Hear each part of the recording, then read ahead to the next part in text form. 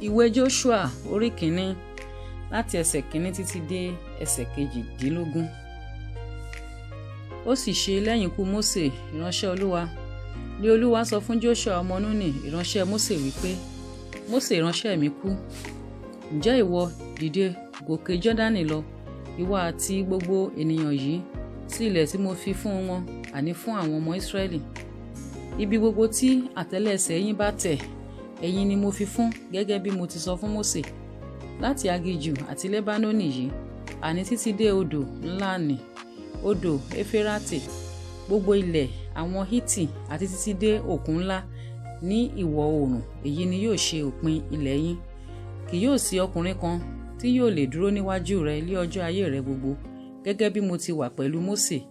Bẹ́ẹ̀ ni èmi ò sì wà pẹ̀lú rẹ, èmi kì yóò fi ọ́ sílẹ̀, bẹ́ẹ̀ ni èmi kì yóò kọ̀ ọ́.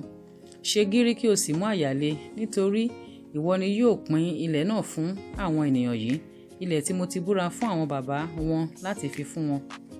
Sáà ṣe gírí kí o sì mú àyà le gidigidi, kí ìwọ kí ó lè kíyèsí àti ṣe gẹ́gẹ́ bí gbogbo òfin tí Mósè ìránṣẹ́ mi ti pa láṣẹ fún ọ. Má ṣe yà kúrò nínú rẹ̀ sí ọ̀tún tàbí sí òsì, kí ó lè dára fún ọ níbikíbi tí ìwọ bá lọ. Ìwé òfin yìí kò gbọdọ̀ kúrò lẹ́nu rẹ, ṣùgbọ́n ìwọ ó máa ṣe àṣàrò nínú rẹ̀ ní ọ̀sán àti lóru, kí ìwọ kí ó lè kíyèsí àti ṣe gẹ́gẹ́ bí gbogbo èyí tí a kọ sínú rẹ̀. Nítorí nígbà náà ni ìwọ ó ṣe ọ̀nà rẹ ní rere, nígbà náà ni yóò sì dára fún ọ. Èmi kò há pàṣẹ fún ọ bí? Ṣe gírí kí o sì mú àyà le, má ṣe bẹ̀rù, bẹ́ẹ̀ ni kí àyà kí ó má ṣe fò ọ́, nítorí pé Olúwa Ọlọ́run rẹ wà pẹ̀lú rẹ níbikíbi tí ìwọ bá ń lọ.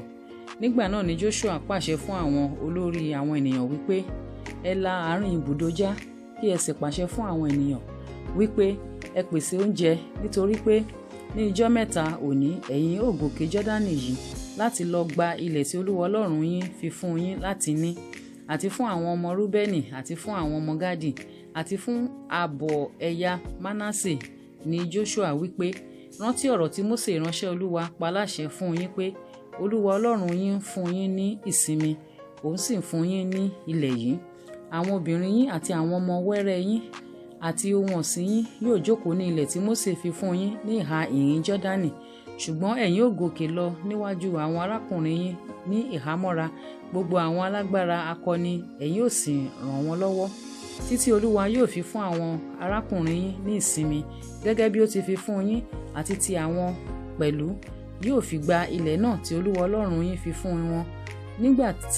Nígbà náà ni ẹ̀yin ó padà sí ilẹ̀ ìní yín tí Mósè ìránṣẹ́ Olúwa fi fún yín ní ìhà ìhín Jọ́dánì ní ìhà ìlà oòrùn, ẹ̀yin ó sì ní. Wọ́n sì dá Joshua lóhùn wípé, gbogbo ohun tí ìwọ pa láṣẹ fún wa ni àwa ó ṣe, ibikíbi tí ìwọ bá rán wa ni àwa ó lọ. Gẹ́gẹ́ bí àwa ti gbọ́ ti Mósè lé ohun gbogbo, bẹ́ẹ̀ ni àwa ó gbọ́ tirẹ̀. Kìkì kí Olúwa Ọlọ́run rẹ yóò wà pẹ̀lú rẹ gẹ́gẹ́ bí ó ti wà pẹ̀lú Mósè.